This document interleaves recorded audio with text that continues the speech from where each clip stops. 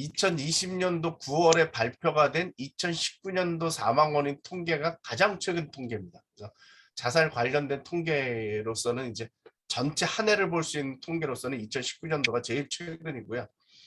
여기에 보면 이제 한 해에 13,799명이 자살로 인해서 죽었습니다. 그러니까 약 한 14,000명 가량이라고 그냥 일반적으로 생각을 하시면 될 것 같은데요. 14,000명 정도가 자살로 인해서 사망을 했다. 그리고 이걸 365일로 나눠보면 하루에 38명이 자살로 인해서 죽는 것이다. 이렇게 볼 수가 있고요. 자살률 이렇게 이야기를 했는데 자살률이라고 하는 것은 인구 10만 명당 자살로 인해서 죽은 사람의 숫자입니다. 자살률은 지금 우리나라가 26.9명, 뭐 정확하게는 그렇게 나오는데 여러분들이 좀 외우기 쉽게 이 27명 이렇게 말씀을 드렸습니다. 그러니까 인구 10만 명당 자살률이 27명이다 이렇게 이야기할 수 있습니다. 이것은 뭐 좀 이따가 좀 설명을 드릴 텐데 되게 많은 숫자지만 그나마 많이 줄은 숫자다. 2011년도가 피크였고 이 피크 이후에 많이 줄어든 숫자다 이렇게 볼 수 있고 오늘 중요한 그 문제 제기 중에 하나는 뭐냐 하면 코로나 이후에 과연 이 나라가 버틸 수 있을까? 자살의 이 문제가 어떻게 될까? 좀 생각을 해봐야 될 것 같습니다. 그래서 그런 문제들 좀 하나씩 짚어갈 텐데요. 예, 우리가 이제 숫자만 얘기하면 잘 안 와닿지 않습니까? 그래서 한 해에 14,000명 정도가 죽는다 하면 어느 정도냐? 그러면 우리나라에서 육군 1개사단이 10,000명에서 15,000명 사이입니다.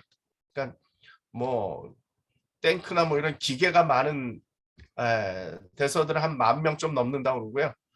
그다음에 보병이 많으면 한 15,000명 가량 된다고 그러는데 평균 한 12,000명 정도 됩니다. 그러니까 한 해에 우리나라에서 자살로 인해서 죽는 사람이 1개사단, 이게 1개사단 전멸이다 이렇게 볼 수가 있을 것 같고요.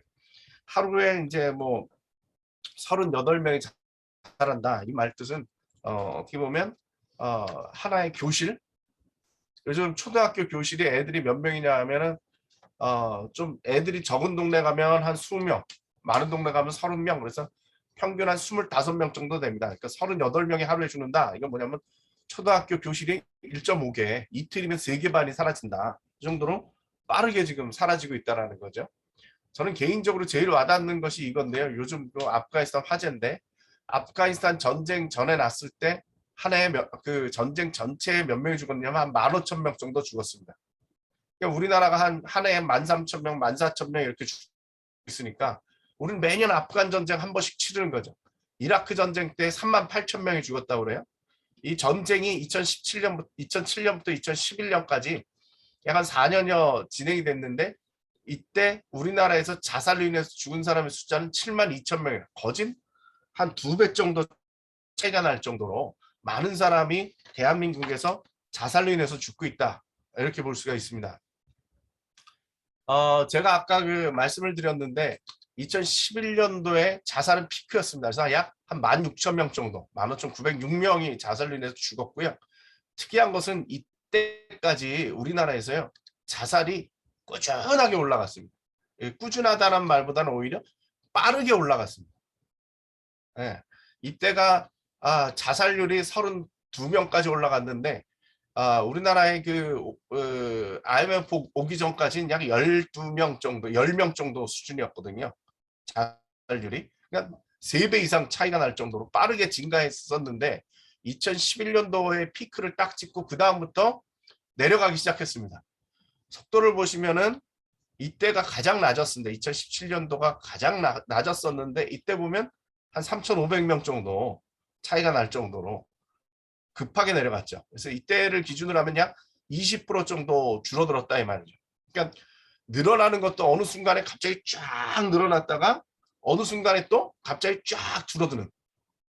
제가 볼 때는 약간 유행같이 뭔가를 타는 것 같아요. 그 얘기는 제가 나중에 좀 더 드릴 텐데 이 부분이 상당히 중요한 부분입니다. 그러니까 어떻게 보면 우리나라의 자살은요 약간 거품이 있어요. 안 죽어도 될 사람들이 많이 죽어요. 약간 유행이라고 얘기하면 너무 제가 편하게 말씀을 드리는 건데 실제적으로 그런 부분들이 있죠. 그래서 급하게 올라갔다가 다시 또 조심하자 하니까 쫙 줄어들고 있다라는 거고요. 그걸 생각을 해보면 11년을 기준으로 해가지고 대비해 보면 가장 많이 줄었을 때는 3,400명까지, 지금도 그때 기준으로 하면 2,000명 정도 했고 줄어들고 있다라는 거예요. 그러면 우리가 생각을 해봐야 되겠죠? 왜 2011년도를 기준으로 해서 줄어들었는가? 2012년도에 무슨 일이 있었길래 이렇게 많이 줄어들었을까? 왜 그랬을까요? 예. 제가 2012년도에 라이프 오브 기독교 자살 예방 센터를 설립을 했습니다. 예. 예. 그건 제 믿음이고요. 그건 제 믿음이고, 무슨 일이 있었느냐 하면 2011년도에 자살 예방과 생명문화 조성을 위한 법, 쉽게 얘기해서 자살 예방법이라는 게 생겼습니다. 그 이후에 정부가 나서서 자살 예방을 시작을 한 겁니다. 그래서 한국의 그 광역 단위로 도나 뭐 서울시 같은 이런 큰 도시 같은 데는 자살 예방 센터라는 게 설립이 되고, 그 다음에 지역마다는 정신건강복지센터나 보건소에서 이러한 업무들을 감당을 하고 있거든요. 정부 예산이 들어오기 시작했다는 얘기입니다. 그러니까 이 법이 생기기 전에 우리나라는 공적인 자살 예방이 없었습니다. 정부 차원의 자살 예방이 없었다는 거죠. 그럼 되게 이상하지 않습니까? 여러분들 잘 알다시피 우리나라에서 OECD 국가 중에 자살률로 우리나라가 1위 한 게 지금 15년이 넘거든요. 지금 기준으로 해서 그 2019년도를 기준으로 해서 15년이 넘으면 2004년도부터 우리나라는 세계에서 자살률이 제일 높은 나라였어요. 그렇게 가기까지도 정부에서 자살 예방에 대한 어떤 대책이 없었어요. 근데 상당히 말이 안 되는 거죠. 그래서 제가 이렇게 보면 두 가지 생각이 들죠. 첫 번째는 뭐냐 하면 역시 정부가 나서니까 뭔가 대책이 나오는구나. 급격하게 이렇게 되는구나 라는 것이 느껴지고 고마운 부분이고, 또 하나는 뭘까요? 일찍하지. 우리나라가 OECD 국가 중에 1위 한 지가 그렇게 오래됐다면 좀 일찍하지. 왜 그걸 이제 했을까? 그 이전에 했으면 훨씬 더 많은 사람들이 죽지 않았을 텐데, 이런 생각이 드는 거죠. 다시 말씀을 드리면 2011년도를 기준으로 해서 그때까지 계속 늘었으니까 이 추세가 꺾이지 않았을 텐데, 그런 자살 예방법, 정부 차원의 개입이 시작되고 사회가 자살 예방을 해야겠다라고 마음먹은 그 순간부터 기준으로 해서 살은 사람들, 이 기준으로 해서 줄어든 사람들 숫자를 생각해 보면요, 18,000명이에요. 이게 좀 더 일찍 시작했다면 하면 더 많은 사람들이 살 수 있었을 텐데 라는 그런 아쉬움이 남는 거죠. 예, 이거는 OECD 평균과 우리나라를 비교한 겁니다. 이제 요 그래프 자체는 좀 오래된 거죠. 2013년도니까. 예. 근데 이때만 해도 우리나라가 자살률이 28.7명이었습니다. 28.7명이었고요. OECD 평균이 12명이었습니다. 우리나라가 아까 말씀드린 대로 IMF가 오기 전까지는 10명 수준이었습니다. 이런 나라들 수준이었다 이 말이죠. 그런데 IMF 지나면서 쭉 올라왔고요. 중요한 사실은 뭐냐 하면 그 당시에 2등 했던 나라가 일본인데, 일본과 우리나라의 차이가 자살률이 10명이에요. 평균이 12명인데 이게 OECD 국가 전체가 들어있는 편은 아닙니다. 이게 대표적인 나라들을 꼽아놓은 거고요. 평균이 12명인데 18명 사이에 절반이 들어있었다라고 봐야 되겠죠. 그리고 2등과 요 사이는 6.7명인데 요 2등과 1등 사이는 10명이다. 그러면 우리나라가 1등을 내려놓을 일이 있겠습니까? 없겠습니까? 내려놓을 일이 없죠. 너무 차이가 나니까. 격차가 너무 많이 나니까.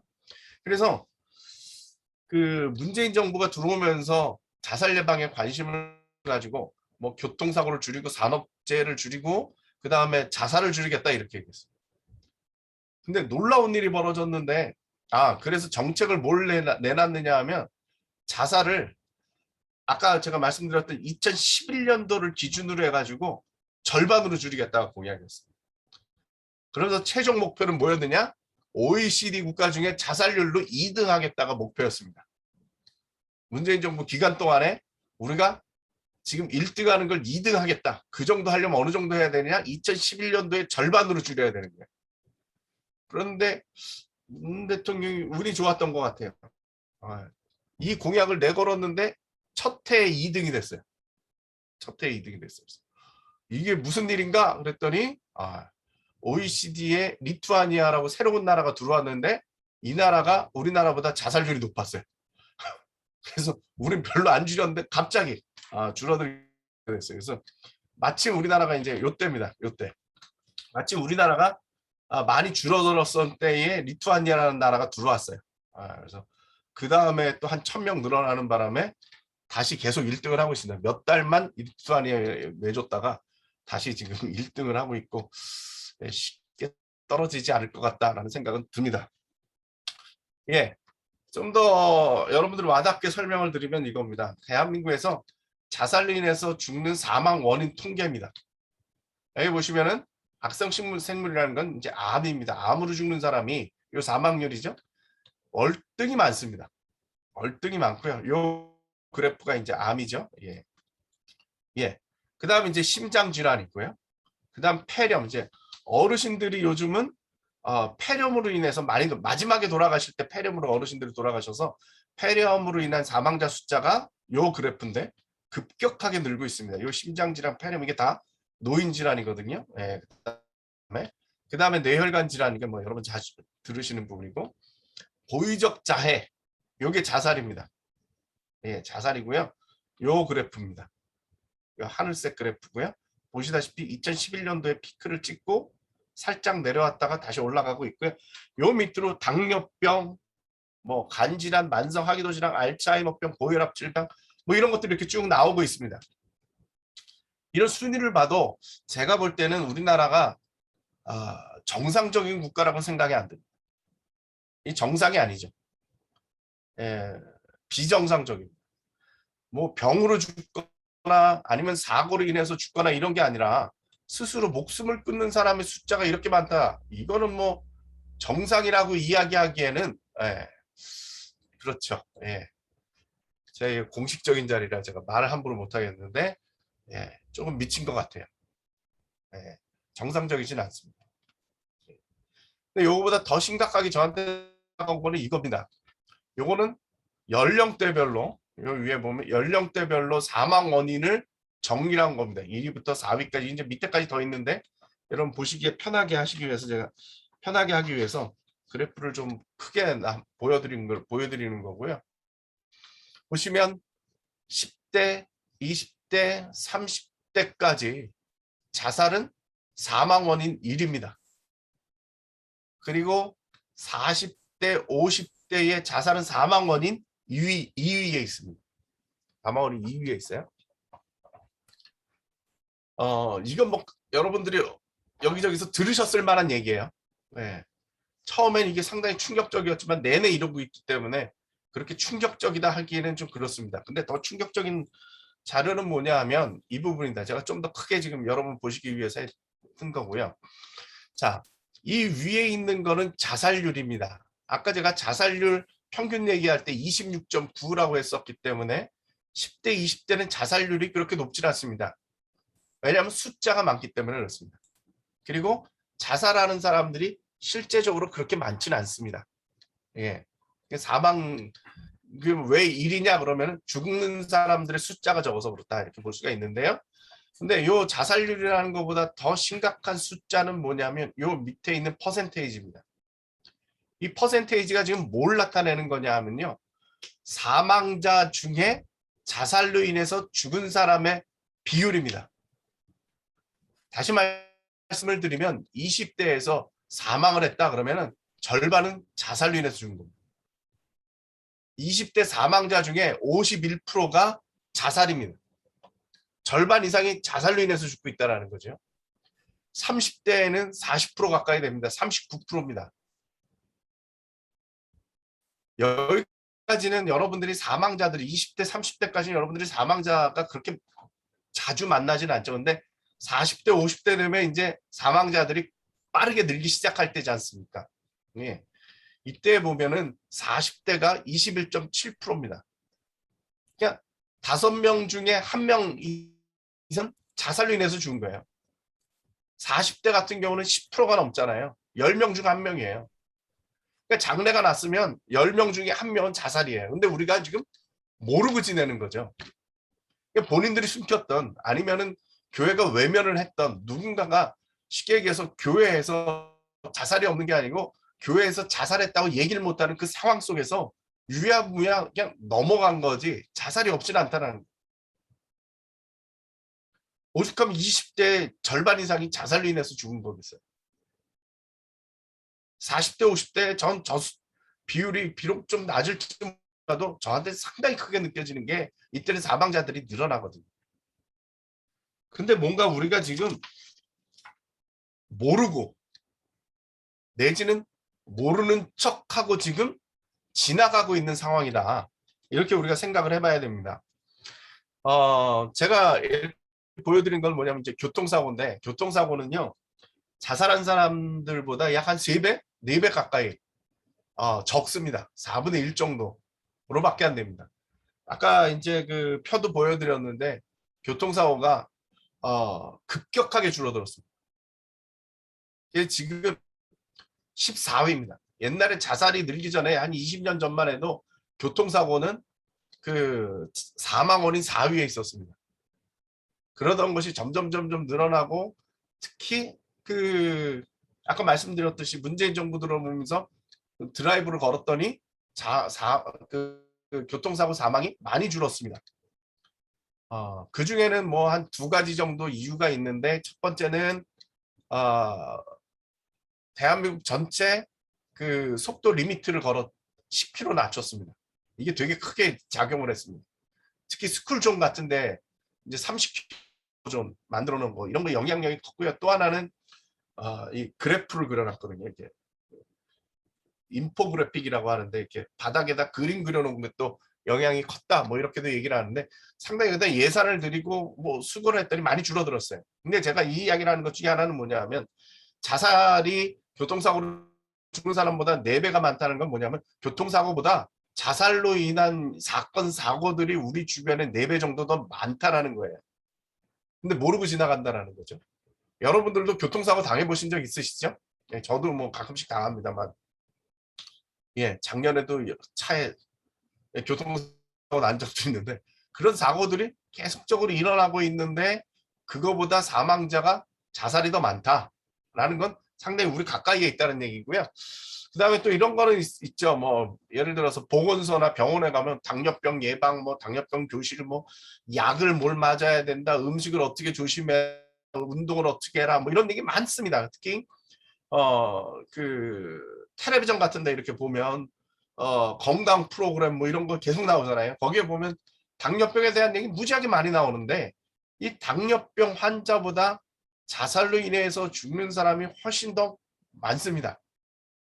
그 율로 보면 훨씬 더 많습니다. 한 10명 정도 차이가 나거든요. 그럼 이 얘기는 뭐냐? 당뇨병으로 인해서 죽은 사람보다 자살로 인해서 죽는 사람이 더 많다는 것은 어떻게 보면 자살을 생각하고 있는 사람이 어느 정도 되느냐? 당뇨병 환자보다 훨씬 더 많다. 자살을 생각하는 사람을 제가 쉽게 설명을 드리기 위해서 자살병 걸렸다 제가 이렇게 얘기를 해요. 근데 그런 사람들이 당뇨병 걸린 사람보다 훨씬 더 많다. 우리 주변에 당뇨병 걸린 사람들 많이 계시죠. 그죠? 네, 특히 제 나이쯤 되면 벌써 당뇨병 걸린 사람이 상당히 많은데 그 사람들보다 실은 우리 주변에서 죽을까 말까 하고 생각하고 있는 사람들이 훨씬 더 많다는 거죠. 근데 제가 여러분들에게 한번 질문을 드려볼까요? 여러분들 그 당뇨병 걸린 사람 주변에 많이 봤는데 자살하려는 사람 주변에서 보신 적 있어요? 별로 없죠. 네. 그게 이제 똑같은 논리입니다. 본인들이 숨기기도 하고 우울증 걸리고 뭐 이래서 본인들이 숨기기도 하지만 실은 우리가 그들을 볼 수 있는 눈이 없기 때문에 그렇습니다. 관심을 안 갖기 때문에 그렇고 또 하나는 우리가 모르는 척하기 때문에 그렇다. 이렇게 볼 수가 있겠죠. 예, 우리가 자살 그러면은 오해하기 쉬운 것들이 있는데 그게 뭐냐 하면 10대의 성적 비관, 뭐 왕따, 20대의 실현, 취직 뭐 이런 것 때문에 10대, 20대가 자살을 많이 한다고 그러지만 여기는 좀 비극적이기 때문에 기사가 많이 나기 때문에 우리가 좀 관심을 기울여서 그런 듯 하지만 실은 그게 아니고요. 자살률로 보면 80대부터 어르신들의 자살이 많습니다. 이 숫자를 기억하십시오. 78명. 제가 이때가 이제 2017년도 기준이거든요. 25.6명에 비해서 3배 이상 차이가 나죠. 지금도 비슷합니다. 3배 이상 차이가 납니다. 자, 나이가 들어서 자살률이 더 높다는 거 하나 기억하시고요. 또 하나, 자살자 수, 절대적으로 죽은 사람의 숫자로 보면 어디가 제일 높아요? 50대가 제일 높습니다. 그 다음이 40대입니다. 이 둘을 합치면 보시다시피 약 한 5천 명 이상 되죠. 그래서 약 30% 이상, 40% 가까이가 40대, 50대에서 자살이 나오고 있습니다. 좀 더 구체적으로 볼까요? 우리나라의 그 특이한 경향인데요. 노년층의 자살입니다. 아까 제가 자살률이 78명이라고 이렇게 말씀을 드렸죠. 이 통계는 2010년도, 2009년도 통계죠. 2010년 기사고요. 2009년도 통계인데 이때 이 그래프가 저한테 잘 와닿아서 제가 이걸 보여드리는 건데 이때 자살률이 몇 명이었느냐? 노인 자살이 127명이었습니다. 이때 자살률이 한 30명 했거든요. 4배 이상 차이가 났습니다. 그러니까 어르신들이 지금 많이 힘듭니다. 왜 그러느냐? 삶의 고난이죠. 병이 걸리고 돈은 없고 네. 어르신들이 우리 부모님 세대들이 노후 생각하면서 살질 않았잖아요. 자식들한테 다 투자했고 그리고 중요한 사실은 이렇게 오래 살 줄 몰랐어요. 평균 수명이 갑자기 확 늘어났고 지금 어르신들한테 물어보면 이렇게 오래 사실 줄 아셨어요? 이렇게 물어보면요. 다 아니라고 그러세요. 그 말은 거꾸로 하면 무슨 얘기냐? 노후 대책이 60세, 70세까지밖에 안 써 있었어요. 그런데 갑자기 90세, 100세를 살아요. 3, 40년을 더 살게 되니까 거기에 대한 대책이 없었던 거죠. 그러니까 삶이 고난하죠. 또 하나 우리나라만의 특징인데 이건 외국 학자가 이 얘기를 하던데 우리나라는 이타적 자살이라는 거예요. 자식 위해서 죽어요. 자식들한테 짐 되기 싫어서 돌아가시는 분들이 많아요. 그 다음에 생애 가치죠. 중요한 사실인데 이건 뭐냐면 억울해서 죽어요. 내 자식들을 어떻게 키웠는데 내지는 내가 대한민국을 만들기 위해서 얼마나 노력을 했는데 오늘날 이렇게 되는가 뭐 이런 억울함이 있어요. 그래서 보면은 어르신들이 이렇게 화를 잘 내시죠, 그죠? 옛날에 이렇게 할아버지 할머니 생각합니다 인자하고 뭐 이런 거 생각했는데 여러분들이 교회에서 어르신들 만나면 무섭죠, 그죠? 인자함보다는 무섭다는 게 느껴지잖아요. 어떻게 화를 내실지 모르니까. 네, 그런 거예요. 그래서 이런 자살률이 많이 늘어나 버렸어요. 근데 놀라운 사실은 뭐냐? 좀 전에 제가 뭐라고 말씀드렸어요? 자살률이 노인 자살률이 78%예요. 그럼 몇 명 차이가 나요? 50명 차이 나잖아요. 이건 말이 안 되는 변화예요. 평균 자살률이 27명 얘기하는데 요 몇 년 사이에 2019년도 기준으로 9년 사이에 그 전 시작해 2017년도 피크를 생각해 보면은 약 한 6, 7년 사이에 50명이 줄었다는 건 말이 안 되는 거예요. 왜 이렇게 줄었을까요? 한국에 노령 기초연금이라는 게 생겼어요. 한 달에 20만 원, 30만 원 주기 시작하니까 노인들이 안 돌아가셔요. 이게 상당히 큰 문제예요. 그러니까 우리나라가 제가 거품이라는 말을 썼는데 자살이 거품이라고 했는데 놀라운 게 뭐냐면 뭔가 정책을 쓰고 뭘 이렇게 뒤밀면 자살이 그 분야에서 뚝뚝 떨어져요. 예를 들어서 지하철에 스크린 도어 설치했더니 그 방면에서 자살이 뚝 떨어져요. 제일 제가 하면서도 신기하다고 생각하는 것 중에 하나가 뭐냐면 농촌의 농약 보관함이에요. 어르신들이 농약 먹고 많이 자살을 하셨는데 요즘은 이제 독극물도 많이 없어졌지만은 농약을 보관할 수 있는 캐비넷을 하나씩 설치를 해줬어요. 근데 그 열쇠는 본인이 가지고 있어요. 그러니까 거기에 넣어놓고 그냥 열쇠로 잡아만 놨는데 그게 효과가 커요. 그게 지금 우리나라에서 유명한 자살 예방 그 정책 중에 하나였어요. 그게 효과가 컸어요. 그게 뭐라고? 그러니까 우리나라는 약간 거품이라는 얘기를 제가 할 수 있는 게 그런 뭐 정책이 하나씩 들어가면 직접적으로 그런 결과들이 나오죠. 근데 이제 결정적으로 중요한 건 뭐냐 하면 40, 50대 남자예요. 아까 보시다시피 40, 50대 자살률이 높잖아요. 근데 남자랑 여자랑 몇 배 차이가 나느냐? 누가 더 많을까요? 남자랑 여자랑? 남자가 훨씬 많아요. 평균 2.5배예요. 근데 이 나이쯤 오면은 3배 차이가 나기 시작합니다. 나이가 들수록 이 격차가 더 벌어져요. 그러니까 우리나라의 자살률을 지금 이끌고 있는 세대는 어디냐면 40, 50대 남자들이에요. 이 사람들은 왜 그러느냐? 자아 정체성이 없어요. 누군지 몰라요. 40, 50대 남자들 쿡 찔러가지고 당신 누구야? 그러면은 연봉하고 직책이에요. 근데 이때쯤 되면 이게 날아가요. 그러니까 자기가 누군지를 몰라요. 그냥 성공을 위해서만 살았는데 직장에서 서바이벌 하려고 살았는데 어느 날 그게 사라지니까 내가 누군지를 몰라요. 가치가 없어요. 그냥 돈 버는 게 인생인 줄 알았는데 어느 날 돈 벌 수 있는 그게 다 무너져 버렸어요. 그러니까 40, 50대, 50대 되면은 다들 실직한 상태예요. 근데 이렇게 실직을 하고 뭐 회사를 자기가 본인이 관두거나 사표를 던지거나 아니면 그 뭐 퇴직을 당하거나 간에 그러면은 이분들이 뭘 하겠어요? 네, 보통 치킨집을 합니다. 네, 그럼 어떻게 되겠어요? 네, 그 중소기업청에서 얘기를 하는데 소상공인 이렇게 이제 가게를 여는 사람들을 보면은 1년에 50%가 망한대요. 3년 뒤에 보면 이 사람들이 80%가 망해있대요.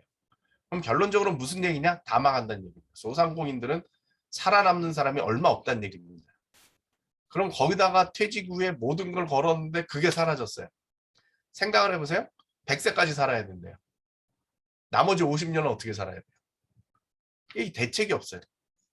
근데 더 대책이 없는 건 뭐냐면 이렇게 어려움을 당하면 이 사람들을 품어줘야 되는 사람들은 누구예요? 가정이잖아요. 위로가 되어줄 사람은 누구예요? 부인이잖아요. 근데 이렇게 상황이 딱 되면 제일 무서운 데가 집이에요. 제일 무서운 사람이 누구예요? 아내죠. 예. 집사람이 제일 무섭죠. 예. 제가 어느 날 그 식물을 보다 통계 그 조사를 보고 제가 깜짝 놀랐는데 심리학계에서 조사를 했는데 행복도 조사를 했어요. 얼마나 행복한가 그랬더니 40대 남자의 행복 지수가 가장 낮아요. 그러니까 자살을 하겠죠. 예. 근데 이게 이상해요. 행복 지수 제일 높은 사람이 누구냐? 40대 여성이에요. 이런 아이러니가 없잖아요. 예. 나는 제일 인생이 불행해가지고 죽느냐 사느냐 이러고 있는데 집에 가면 인생에 가장 행복한 사람이 있어요. 이거 어떻게 살겠어? 그래서 제가 너무 궁금해가지고 교회 권사님들한테 물어봤어요. 이게 맞는 얘기냐? 40대 여자들이 가장 행복하냐? 그랬더니 40대를 지나오신 분들 하는 얘기가 이때가 가장 행복하대요. 왜냐하면 남성이 그 남편이 월급이 제일 높을 때 피크일 때고, 그 다음에 애들은 웬만큼 커서 시간이 남고, 그러니까 돈이 있고 시간이 있으니까 놀기에 가장 좋은 때다. 뭐 이런 얘기를 하시던데, 진짜인지 모르겠습니다. 근데 이 조사한 거에 보니까 이게 사실이다. 라는 거고요. 예, 그러다 보니까 남성들의 자살이 가장 큽니다. 이게 사업 실패, 가정, 요 두 가지. 그 다음에 그 사람들을 이렇게 품어줄 수 있는 네트워크가 없다라는 거죠. 그런 게 문제가 되는 거예요. 그래서 제가 그 경험을 한 건데, 제가 몇 년 전에 어느 고등학교에 가서 강연을 했어요. 정말 너무 힘들었어요. 왜냐하면 1학년부터 3학년까지 전교생을 강당에 모아놓고 저 혼자 이 자살에 대한 강연을 하라고 그래가지고 2시간을 너무 힘들게 했어요. 생쇼를 하죠. 예. 아, 기적이 일어나요. 기적이 일어나요. 무슨 기적이 일어나냐면 사람이라는 게 뭔가 말을 하면 한 사람이 말하면 적어도 한 사람은 들어야 될 거 아니에요. 근데 제가 이렇게 강당에서 경험해 보기는 아무도 안 듣고 전교생이 떠드는 것 같아요. 한꺼번에. 통제가 안 돼. 근데 그야말로 고3들이 피곤해서 자면 되게 고마워요. 안 듣고 조용히 자는 게 고마울 정도예요. 근데 그걸 막 이끌고 막 강연을 하고 있는데 끝나고 나서 제가 그 기진맥진했죠. 그래서 교무실에 왔는데 어느 선생님이 남학생을 한 명 데려왔어요. 남학생을 한 명 데려가지고 그 남학생이 상당히 여리여리한 그런 친구예요. 좀 몸집도 좀 작고 여리여리하게 생긴 남학생이었는데 고등학교 1학년이었는데 친구가 저를 만나보더니 첫 마디가 저거였어요. 아빠가 작년에 자살했어요. 근데 말이 작년이지 6개월 전이에요.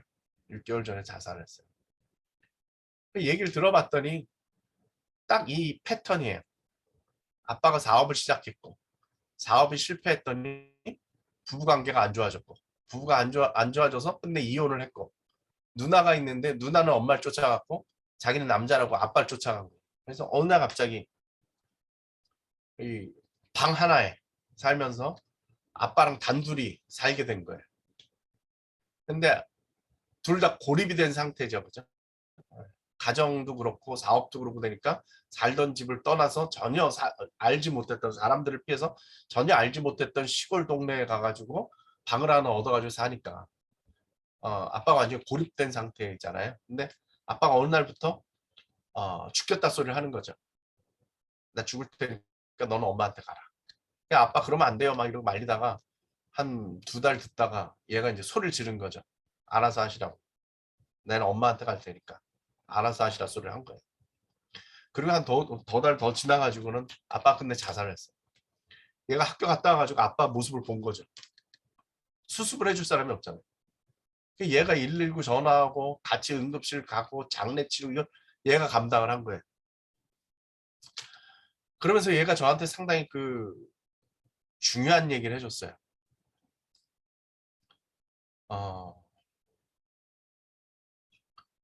첫 번째는 아빠가 왜 자살했는지 알겠어요. 그러니까 뭔가 집안에서 누군가 자살을 하면요, 그 공개된 비밀이라고 그래요. 저희들이 다 알아요. 아빠가 자살한 건 다 알아요. 근데 이게 서로에게 상처가 되니까 그때부터 말을 안 해요. 그 비밀이에요. 말을 꺼낼 수가 없어요.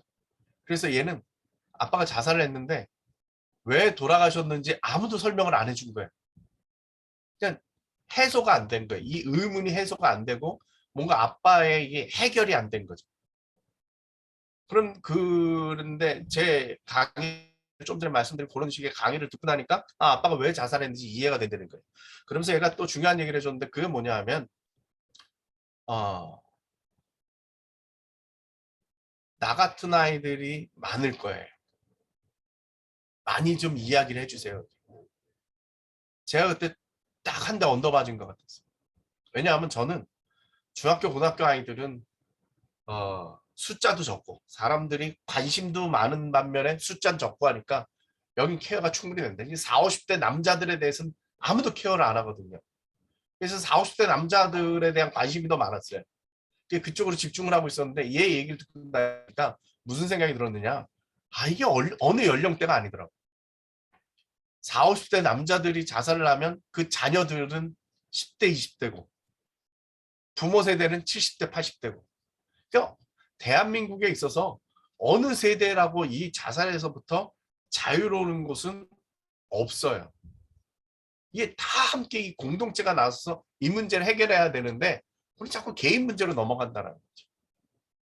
그러면서 얘한테 제가 참 제 마음속에 아직도 아리게 남는데 얘가 이 이야기를 하면서 눈물이 글썽글썽하고 막 그 정말 쏟아질 것 같이 막 그렁그렁하고 있는데 참더라고요. 막 손을 부들부들 떨면서 참아요. 주먹을 쥐고서. 그래서 저도 이렇게 뭐 안아주거나 손이라도 잡으면요. 얘가 눈물을 쏟을 것 같더라고요. 그래서 거리를 딱 뒀어요. 내가 자존심을 지키라. 선생님들 앞에서 자존심을 지키기 위해서 그런 것이 거리를 딱 뒀어요. 근데 얘가 뭐라 그러냐면 내가 무너지면 엄마랑 누나가 어떻게 될지 몰라요. 지금 이제 엄마랑 누나랑 같이 살고 있는 건데 그 얘기를 하더라고요. 하나의 트라우마예요. 유가족의 트라우마예요. 아빠가 그렇게 가고 나서 다른 가족들도 그렇게 될지 모른다는 그 트라우마, 그리고 얘가 똑같은 거죠. 가부장 사회에서 남자라는 그 의식, 내가 지켜야 된다는 그 의식 때문에 자기는 해소를 못한 거예요. 전 지금도 얘 생각을 하면 그때 안아줬어야 된다, 내가 그때 어떻게 해줬어야 된다, 뭐 이런 생각이 많이 드는데, 이런 사람들이 이 사회에 상당히 많이 있다라는 사실을 좀 말씀을 드리고 싶었습니다. 조금 트렌드에서 벗어나서 제가 좀 따로 떼서 말씀을 드리는 건데, 2014년도에 제가 중고등학생 의식조사를 한 적이 있습니다. 이게 어느 언론사하고 껴가지고 했는데, 크리스찬 1000명, 넌 크리스찬 1000명, 2000명을 대상으로 했는데, 지난 1년 동안 자살을 생각했던, 충동을 느꼈던 사람 그랬더니 29% 정도가 나왔어요. 그러니까 우리 아이들이 30% 정도가 지난 1년 동안 죽고 싶다는 생각을 했다는 거예요. 크리스찬과 넌 크리스찬 차이가 이 전체를 기준으로 해서 보면 오차 범위 안에 있어요. 큰 차이라고 볼 수가 없다는 거죠. 그러니까 여기서 여기는 약간 3.5% 정도 차이가 나죠. 네. 별 차이가 없다는 거예요. 별 차이가 없어요. 한 4%, 4.5% 정도 차이가 나죠. 근데 이 아이들에게, 이 1년에 3번이나 그런 생각을 했다는 아이들에게 지난 1년 동안 몇 번 그런 생각을 했느냐 그랬더니 4번 그랬다는 거예요. 그러니까 우리 아이들이 30% 정도는 지난 1년 동안 죽어야겠다는 생각을 4번은 했다는 거예요. 심지어 우리 주일학교에 있는 아이들, 그 주일학교에 있는 아이들도 별 차이가 없어요. 걔네들도 27%가 지난 1년 동안 그런 생각을 했다는 거예요. 3.8회 정도라고 평균이 나왔으니까 4번 정도 그런 생각을 했다는 거죠. 먼 곳에 있지 않다라는 거예요. 근데 제가 이걸 조사를 해놓고 너무 높아가지고 내 스스로가 안 믿겨져가지고, 저희 아들을 붙잡고, 그때 저희 아들이 그때 중3이었는데 아들을 붙잡고, 얘 아들아, 이런 조사가 나왔는데 이게 맞는 걸까? 너무 높은 거 아닐까라고 물어봤더니 저희 아들이 맞대요. 저희 아들이 좀 저 닮아서 좀 웃기거든요. 그러면서 1년에 30%가 4번 그런 생각을 했다 그랬더니, 얘 하는 얘기가 왜 맞느냐 하면, 중간고사, 기말고사, 중간고사, 기말고사 그러면 딱 1년에 4번 딱 죽고 싶대요. 예. 근데 실제적으로 그 원인을 물어보면, 크리스찬은 자살 충동의 원인을 물어보면 가족이에요. 넌 크리스찬은 성적이에요. 이게 차이가 있어요. 그러면 우리가, 제가 시간을 많이 잡아먹었는데, 왜 넌 크리스찬은 왜 가정이냐, 가정 문제가 더 많냐, 그게 아니라 요즘 세대를 기준으로 하면 교회 다니는 애들은 그래도 부모한테 영향을 받아요. 가정적이기 때문에. 교회 안 다니는 애들은 부모가 어떻게 되든지 관계가 없어요. 네, 그런 차이라 이렇게 볼 수가 있습니다. 근데 이 사실이 왜 중요하냐 하면, 우리 옛날 속담에 도둑이 담을 넘기는 어려워도, 처음 담을 넘기는 어려워도 이유는 쉽다는 거예요. 그러니까 우리가 왜 자살을 안 하냐, 자살하는 마음이 없기 때문에 자살을 안 하는 게 아니라요, 우리가 죽고 싶은 마음이 가끔씩 생기잖아요. 그 현실이죠. 네, 근데 거기에 도덕이라고 하는, 윤리라고 하는 이 담이 쌓여져 있는 거예요. 부모님 생각해서도 그렇고, 내가 교인인데 그러면 안 되지, 내가 여태까지 그 받았던 교육적인 도덕이나 뭐 이런 의식들이 담을 쌓아놓기 때문에 우리가 이 자살을 별로 안 넘어가는 거죠. 그런데 지금 이 아이들은 30%가 지난 1년 동안 그 담을 4번을 넘어갔다 온 거예요. 그러니까 이 도덕적인 담이 없어진 거죠. 그래서 이 학생들에게 항상 교육을 계속적으로 시켜야 된다, 그런 생각을 제가 갖고 있어요. 자, 넘어가겠습니다. 여러분들에게 퀴즈를 하나 낼까요? 2020년도 코로나가 그렇게 유행을 했어요. 그랬는데 자살은 늘었을까요, 줄었을까요? 네. 다들 자살이 많이 늘었을 거라고 생각을 하실 수 있을 것 같아요. 근데 많이 줄어들었습니다. 이 위의 그래프가, 이 진한색으로 나온 빨간색 그래프가 2019년도의 자살 그래프입니다. 월별 그래프고요. 이 밑에 있는 표가 아직 뭐 통계청 통계는 아니지만 그 저희가 2달 차이로 지금 월별 통계를 작년부터 내기 시작했거든요. 자살 예방 쪽에서. 그런데 그 기준으로 해서 보니까 많이 줄어들었어요. 네. 특히 12월 달 보십시오. 많이 줄어들었어요. 숫자로 보면요. 아까 말씀드렸듯이 2011년도에 13,799명이었는데 지금 요 잠정적 통계를 보면 13,000명 그래서 거진 한 800명 가까이 줄었어요. 의문이 생기지 않습니까? 네. 요건 지금 2021년도 통계가 지금 2개월 차이로 지금 8월 말 지났으니까 6월 달까지 통계가 나왔는데 이게 솔직히는 말이 안 돼요. 왜냐하면 코로나 블루 우울증 상태고 그 다음에 자살의 가장 큰 원인이 경제적으로도 상당히 어려운 상황이에요. 자살의 원인은 크게 증가했어요. 근데 자살을 예방해야 될 복지관이나 상담소 같은 데는 코로나 때문에 문을 닫았어요. 대면 접촉이 안 돼요. 그러면은 원인은 늘었는데 대책이 줄어들었거든요. 그럼 자살이 많이 늘어나야 돼요. 실제적으로 자살 상담 전화는 지금 3배 이상 폭증을 했어요. 2020년도에. 근데 왜 이렇게 됐느냐?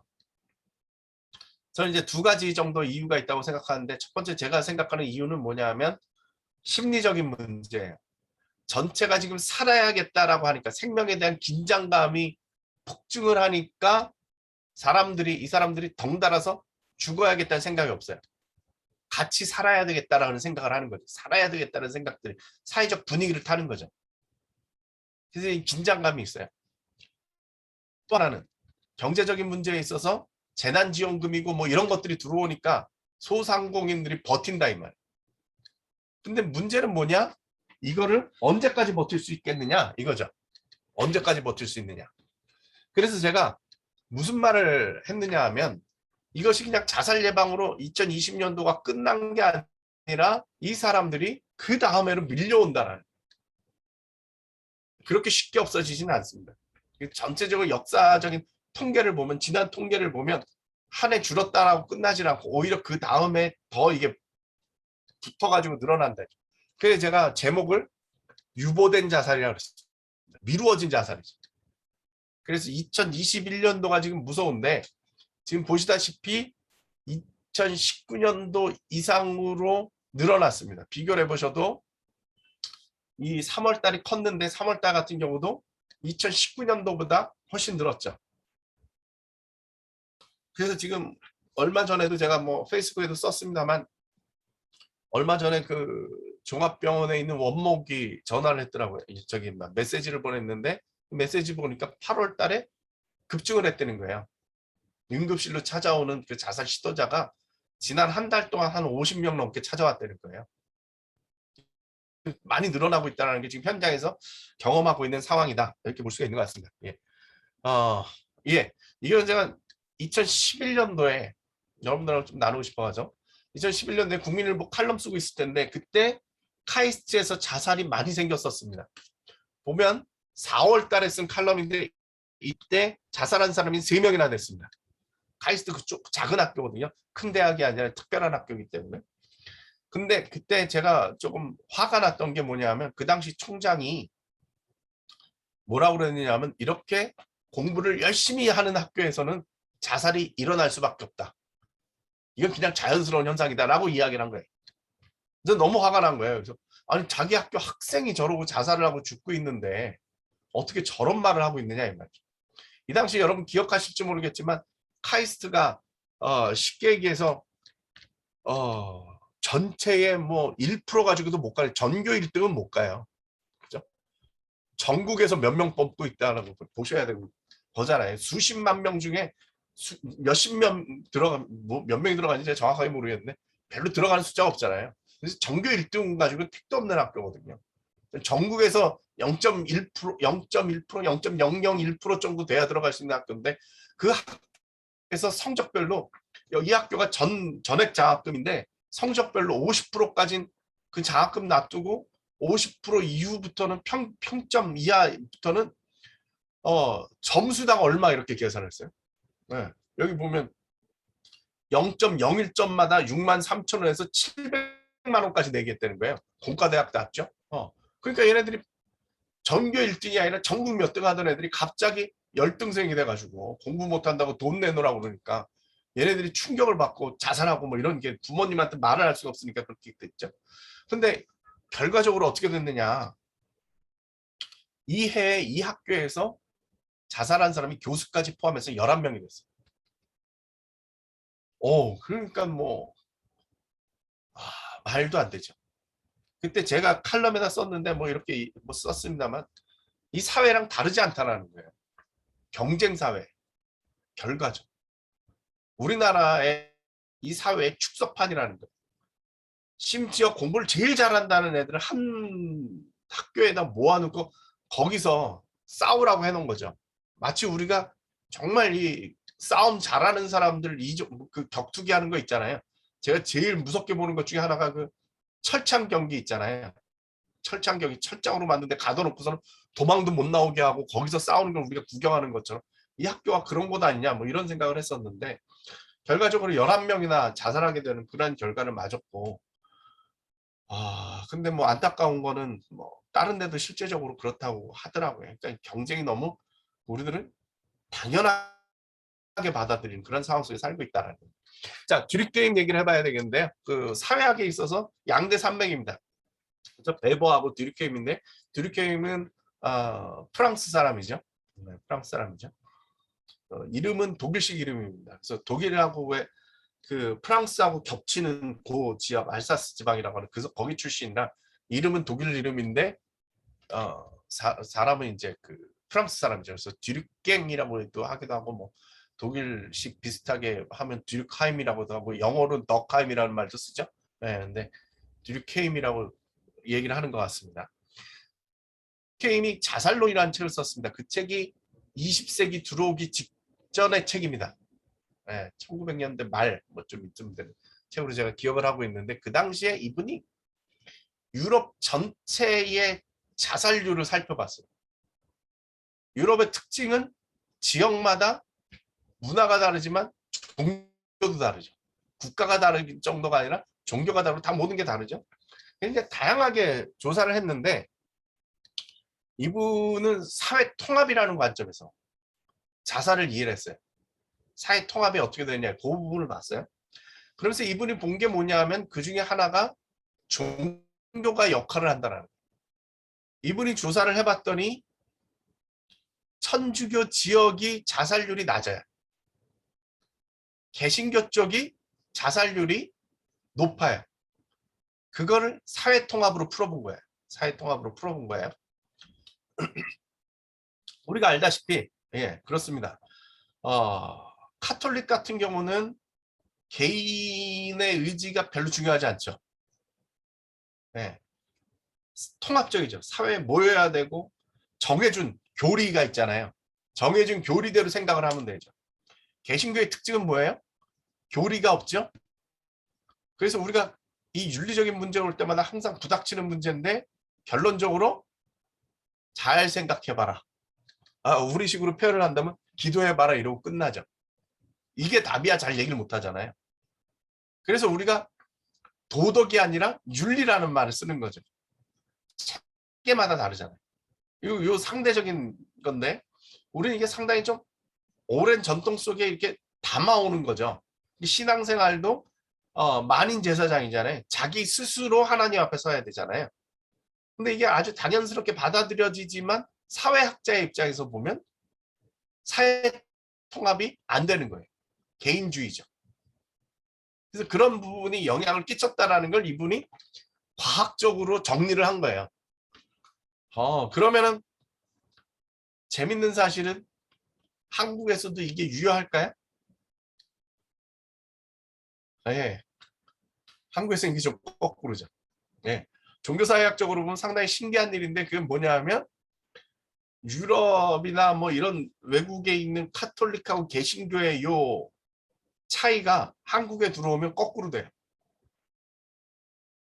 천주교인들이 교회의 가르침을 잘 받을까요? 개신교인이 교회의 가르침을 잘 받을까요? 개신교인이 더 잘 받죠. 우리 목사님이 그러는데 잘해요. 그게 여기 약간 좀 뒤집어집니다. 예. 자, 듀리케임은 자살의 유형을 네 가지로 나눴습니다. 이기적 자살, 이타적 자살. 이렇게 한 쌍입니다. 너무 이기적인 마음을 가지고 있는 게 사회에 소속이 안 되고 있는 사람들이 자살할 확률이 높습니다. 통제를 안 받기 때문에. 근데 이타적 자살, 너무 속해 있어도 자살을 한다는 거예요. 그러면서 우리가 보통 얘기할 때 뭐 카미카제 뭐 이런 거죠. 남을 위해서 죽는 사람들이 나타난다는 거예요. 이렇게 두 개가 또 한 쌍입니다. 아노미적 자살과 숙명론적인 자살인데, 아노미적 자살이라는 건 뭐냐 하면 노움에서부터 벗어났다는 거죠. 무규범적이다라는 거 저희들이 얘기를 합니다. 규범에 안 따른다. 그러니까 사회가 정해준 룰을 안 쫓아가는 사람들은 자살 확률이 높아요. 근데 숙명론적 자살도 있어요. 사회가 정해놓은 관습이나 룰을 너무 잘 따라가니까 거기서 벗어날 생각을 안 하고 죽는다는 거예요. 숙명론적 자살, 이렇게 보통 세 가지가 나오는데 듀리케임은 네 가지를 해서 이렇게 쌍으로 이렇게 이야기를 합니다. 그럼 우리나라에 자살이 많은 이유는 어느 유형이냐? 제가 볼 때는 아노미적 자살이에요. 사회 규범에서부터 벗어나는 거예요. 한국의 특징이 뭐냐면 그 전통적인 가치가 없어요. 자기가 그냥 옳은 대로 사는 거죠. 자기가 옳은 대로 살아요. 이 전통적인 가치가 없어요. 그래서 옛날엔 막 이게 큰 문제였는데 요즘은 어떻게 됐냐 하면 지 마음대로 살다 보니까 요즘 세기에 21세기에 더 맞는 인간형이 됐는데, 그 이전까지 생각을 해보면 그렇고, 지금도 이런 것들이 무슨 창의력 발휘하고 뭐 갑자기 무슨 뭐 연구 개발해내고 이런 건 좋은데, 뭐 이렇게 뭐 문화 활동하고 뭐 이런 것들을 잘하잖아요. 근데 문제는 상당히 그게 바람에 나는 겨와 같이 무규범 상태가 될 수 있다는 거예요. 좀 더 이해하기 쉽게 실례를 들어보면 듀리케임이 두 가지 예를 들었는데, 첫 번째는 뭐냐?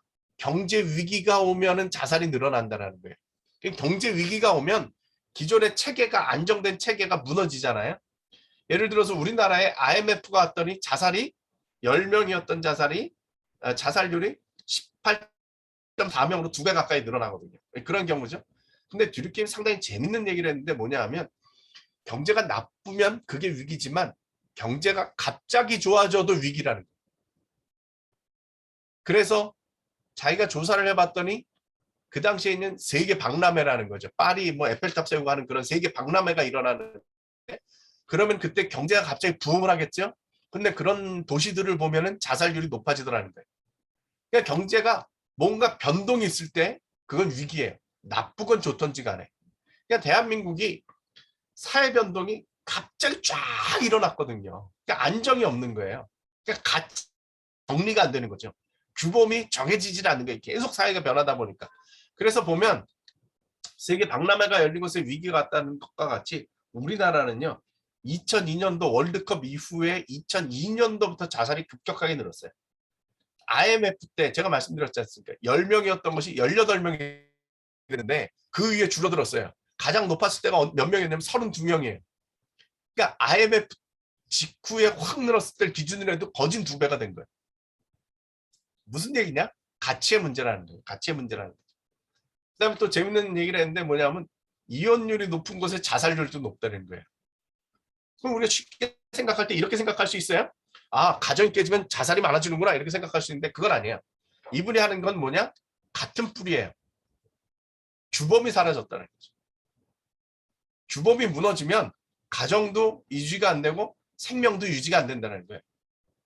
그러니까 이렇게 생각해보면 생각을 해보세요. 옛날 같은 경우는 정말 막 결혼을 하면 검은 머리 팥불이 되도록 막 살아야 됐잖아요. 정말 어떻게 보면 아우 저 왜 저러고 사실까 하시는 그런 생각 들 때가 많이 있잖아요. 그래도 뭐 자식 때문에도 살고 뭐 결혼했는데 이러고 살아야지 어떻게 뭐 이러면서 살았는데 요즘은 어떻게 됐어요? 이 규범이 무너진 거예요. 네, 이게 좋다 틀리다 말씀드린 게 아니라 현상으로 볼 때 규범이 무너진 거죠. 이혼이 늘어날 수밖에 없죠. 예전처럼 뭐 어머니들처럼 막 마저도 살고 뭐 이런 그렇게 누가 살아요 요즘. 근데 자살도 마찬가지다 이런 식으로 현상적으로 살펴볼 때 그렇다라는 거죠. 그래서 중요하게 생각하는 건 뭐냐? 인간의 욕망이에요. 아노미가 왜 생기느냐? 욕망이에요. 예를 들어서 내가 10억 벌겠다. 밀리오네가 내가 되겠다는 꿈을 갖고 있는데 현실적으로는 그렇게 안 돼요. 그러면은 이 규범을 안정적으로 살 마음이 없어요. 무너진다는 거죠. 그래서 이 욕망을 자제시켜야 되는데 힘은 누구냐? 사회학자니까. 이분이 뭐라고 얘기를 하냐? 사회만이 개인보다 우월한 정신적인 힘이며 개인이 존중하는 권위를 가지고 있다 이야기하죠. 그러면서 하는 얘기가 뭐냐? 종교가 사실상 자제를 가르치는 최선의 학교다. 이런 얘기를 해요. 근데 우리가 생각을 해봐요. 교회가 자제를 가르치고 있는가? 아니면 기도라는 이름으로 욕망을 더 키우고 있는 게 아닌가? 우리가 꿈을 가져라 소리를 하는 게 바로 욕망을 키우고 있다. 라고 보면 어떻게 될까? 한번 생각을 좀 해봐야 될 것 같습니다. 내가 빨리 이야기 좀 해야 되겠어. 또 하나 이제 우리가 봐야 될 부분은 누구냐면 켈링이라고 하는 미국의 사회학자죠. 아니 행정학자입니다. 행정학자인데 이분이 재밌는 이론을 내놨죠. 브로큰 윈도우스 해가지고 깨진 유리창 이론이. 이분이 봤더니 할렘 가나면은 빈민촌에 가봤더니 유리창이 깨진 지역을 보니까 범죄가 많아요. 유리창이 하나 깨졌는데 사람들이 그 유리창 깨진 곳을 보더니 그 건물에 같이 유리창을 깨고 쓰레기를 버리고 거기다 정말 배변도 하고 뭐 예를 들면 뭐 책에 나온 얘기가 아니고요. 뭐 그런 식으로 하더니 갑자기 그 동네가 그 범죄 도시가 된다 이 말이죠. 그런 걸 보면서 이분이 실험을 했죠. 그래서 그 빈민촌에 슬럼가에 차 2대를 세워놓죠. 그리고 한 차는 유리창을 깨놨어요. 그리고 얼마 있다 지나가 봤더니 어떻게 됐어요? 유리창을 깨진 차만 사람들이 더 막 그 깨놓고 부셔놓고 다 훔쳐가고 차가 안 남아난 거죠. 그걸 보면서 무슨 생각을 했느냐? 유리창을 하나 깬 거. 이분은 뭘 얘기를 했느냐? 질서가 하나 깨어지고 나니까. 환경이 무너지고 나니까 그 다음부터 범죄가 확 늘어나더라는 거예요. 그래서 이 이론을 써먹은 사람이 누구냐? 뉴욕시장의 그 유명한 뉴욕시장 줄리안이 있잖아요. 줄리안이에요. 이분이 뉴욕시장이 되면서 범죄와의 전쟁을 일으키죠. 범죄를 확연하게 줄이겠다고 그랬어요. 그러면서 이분이 뭘 했느냐? 뉴욕 전철, 이게 뉴욕 전철 옛날 모습이라고 그래요. 네. 낙서를 지었어요. 난리가 났죠, 언론이. 범죄와의 전쟁, 뉴욕경이 얼마나 무서운데 범죄와의 전쟁을 하려면 뭐 경찰력을 늘리던 무기를 더 무서운 걸 갖다 놓던 뭘 해야 될 텐데 그게 아니라 낙서를 지우고 있으니까 저래가지고 어떻게 범죄가 줄어 그랬는데 놀라운 일이 벌어졌어요. 네, 이거죠. 90일부터 효과가 나타나기 시작하더니 1년 후에 범죄가 30%, 2년 후에 50%, 3년 후에 80%가 줄어가지고 요즘은 뉴욕에 전철 타고 다녀도 무섭다는 생각이 별로 안 나왔죠. 별로 안 나오죠. 그래서 이런 질서에 대한 문제다 이렇게 이야기를 했어요. 깨진 유리창 이론이에요. 결국 환경을 바꾸는 거예요. 이 상당히 제가 중요하게 생각하는 이론입니다. 저는 자살 예방도 저는 마찬가지라고 생각을 하거든요. 네.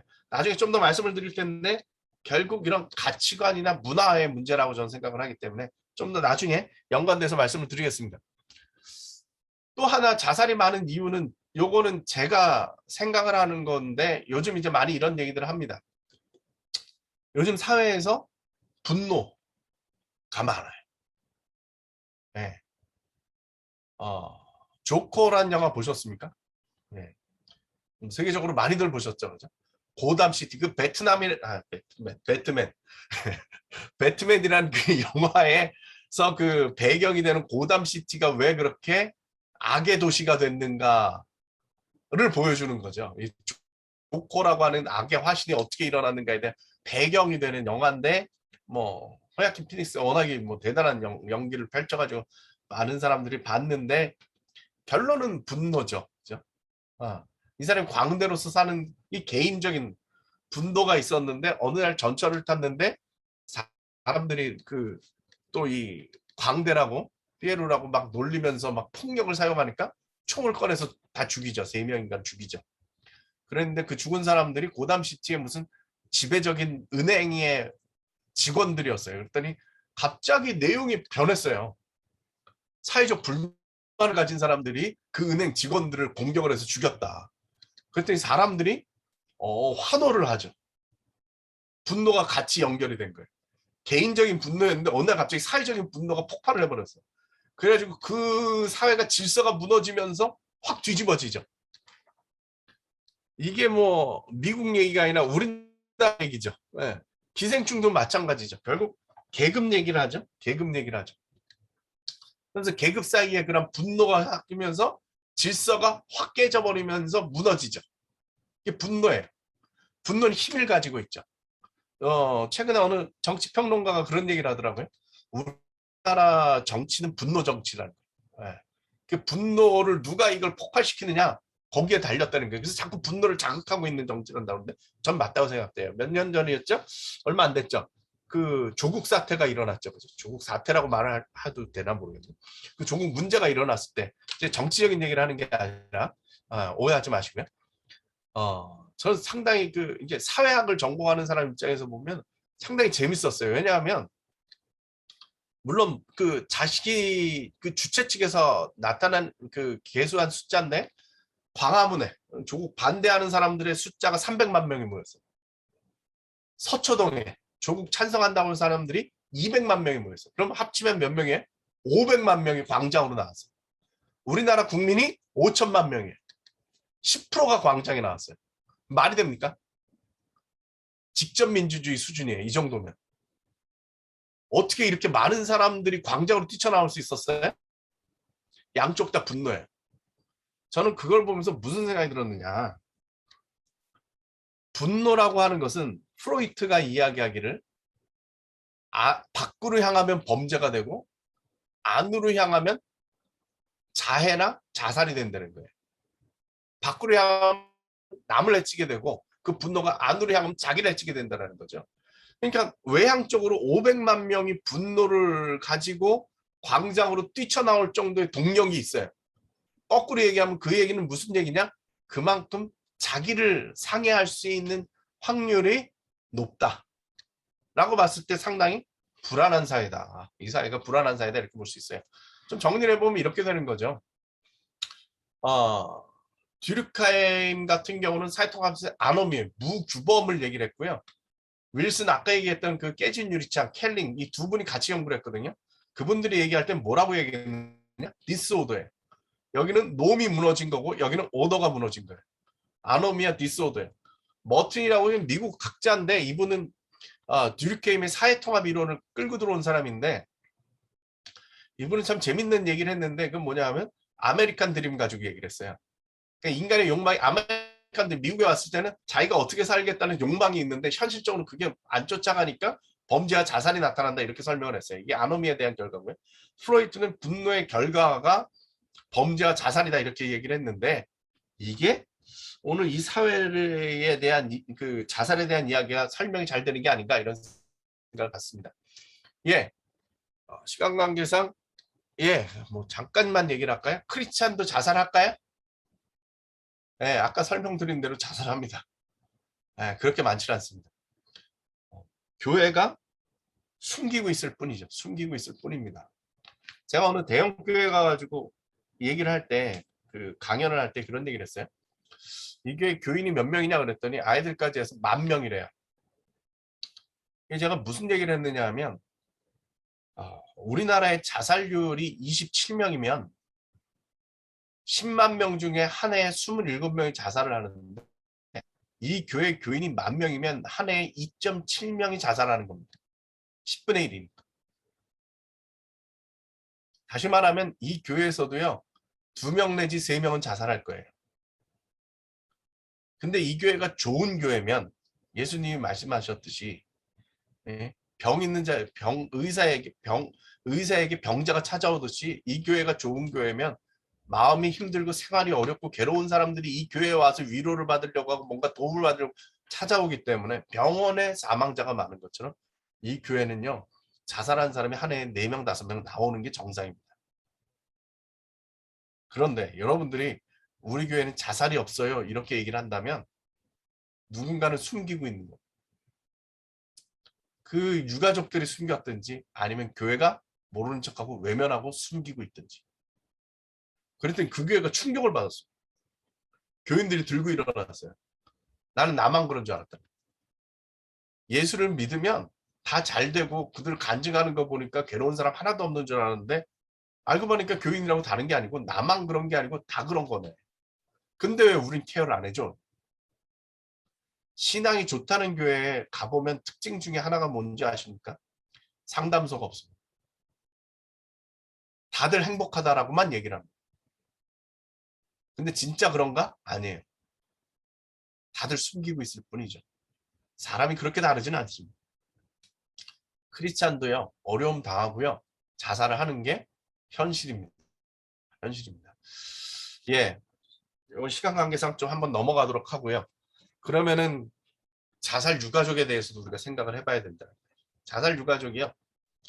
이건 뭐 세계적인 학자들 얘기는 한 명이 자살하면 유가족이 6명이 생긴다 그래요.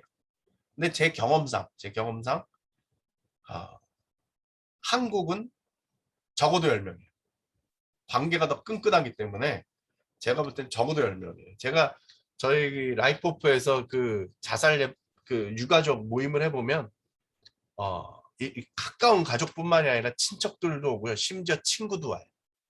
10명도 적게 잡았다 이렇게 생각합니다. 그러면 1년에 적어도 9만 명에서 14만 명 생깁니다.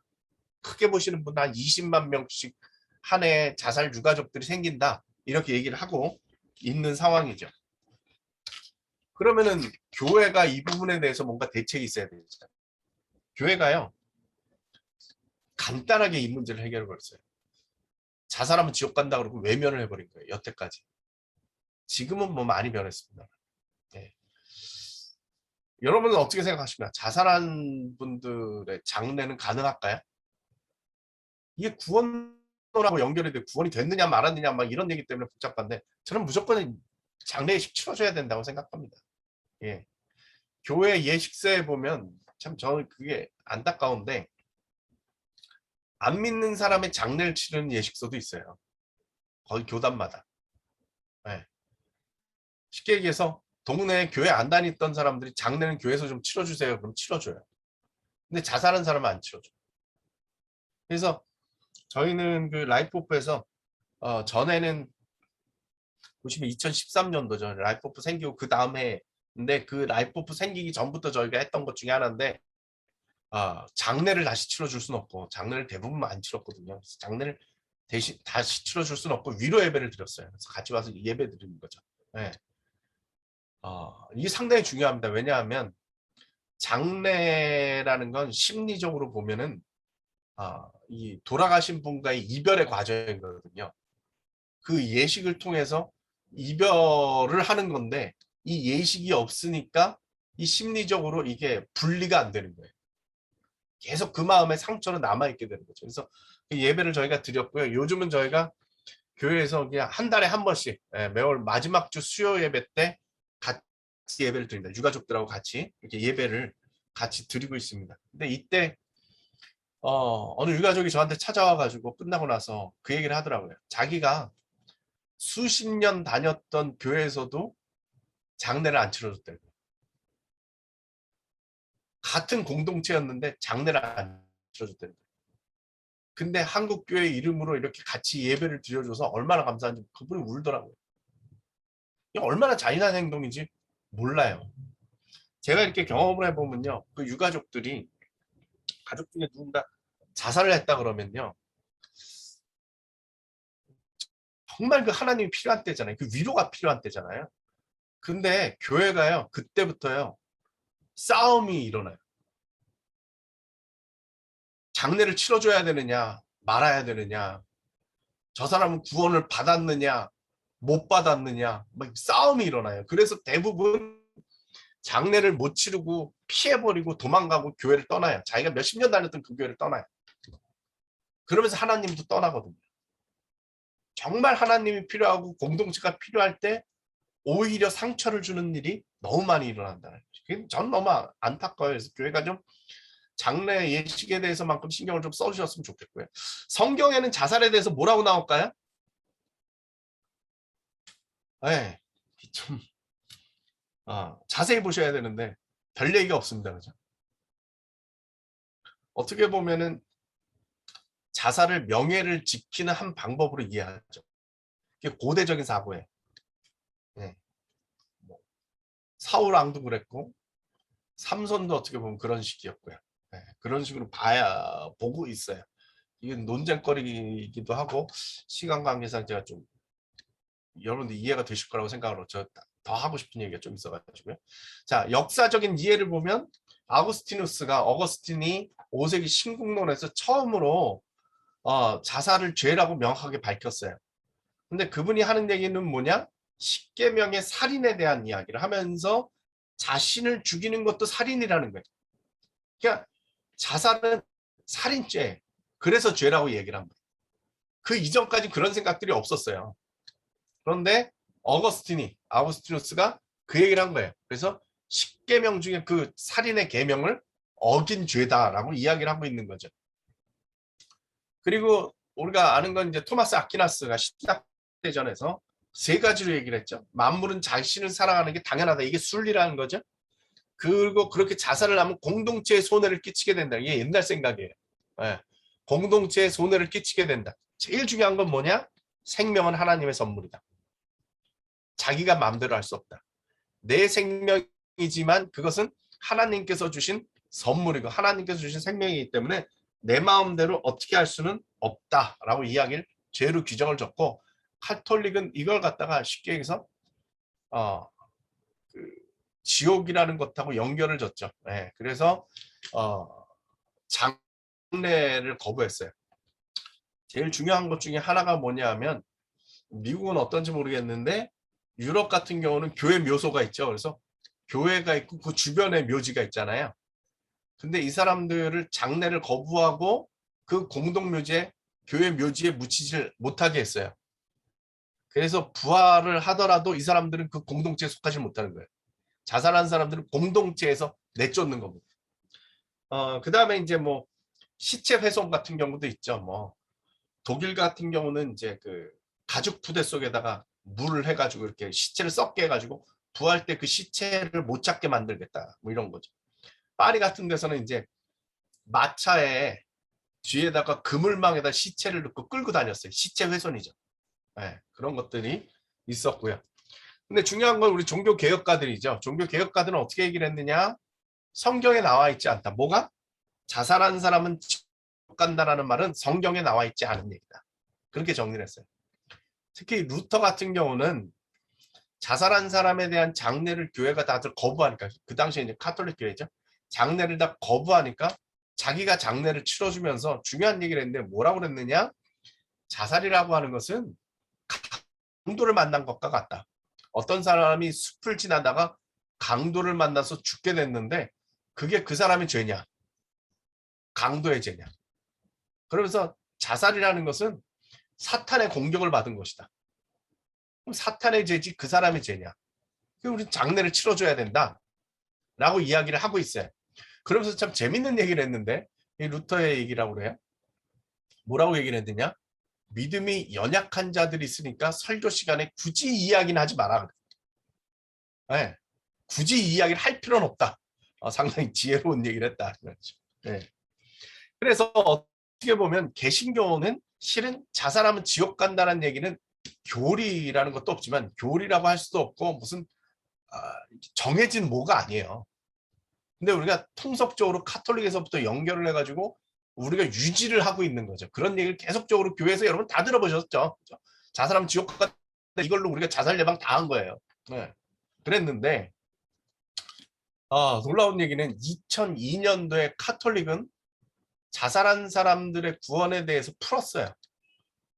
사회교리서인데 교황의 사회교리서인데 스스로 목숨을 끊은 사람들의 영원한 구원에 대해서 절망해서는 안 돼. 하나님께서는 당신만이 아시는 길을 통해서 그들에게 구원에 필요한 회개의 기회를 주실 수 있다. 교회는 자기 생명을 끊어버린 사람들을 위해서도 기도한다.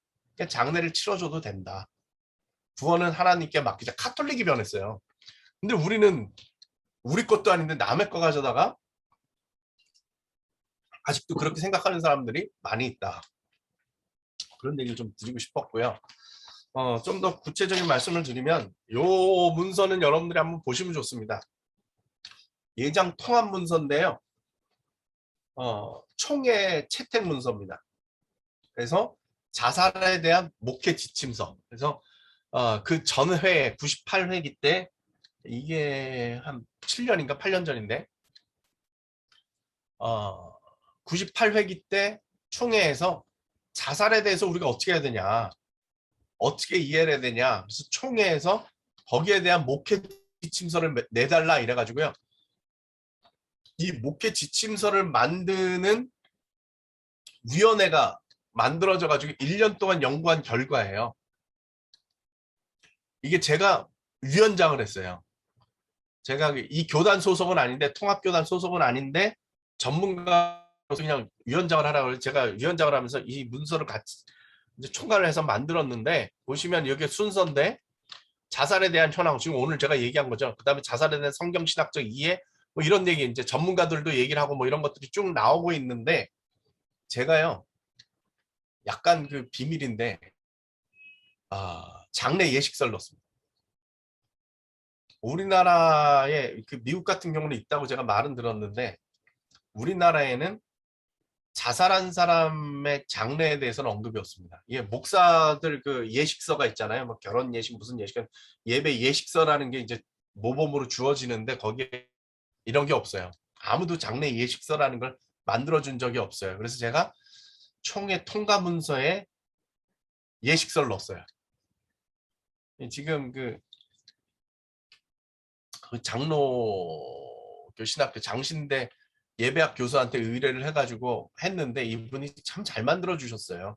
그래서 신자로 자살을 사람들에게 알린 경우, 알리지 않은 경우, 그리고 불신자의 자살의 경우까지 해가지고 3가지 여식서를 만들고, 관련돼서 성경 구절 뭐 이런 것들도 넣어줬고, 제가 부탁을 해가지고 유가족을 위한 예배, 그러니까 이게 그 뭐라고 그러죠? 추모 예배, 추도 예배를 매년 드리잖아요. 그 추도 예배 이거 드리기 힘들어 하거든요. 그래서 그것까지 해서 넣었는데, 결론적으로 신학적으로 우리가 이해를 해야 될 바는 뭐냐, 이게 상당히 좀 자세히 들어주셔야 됩니다.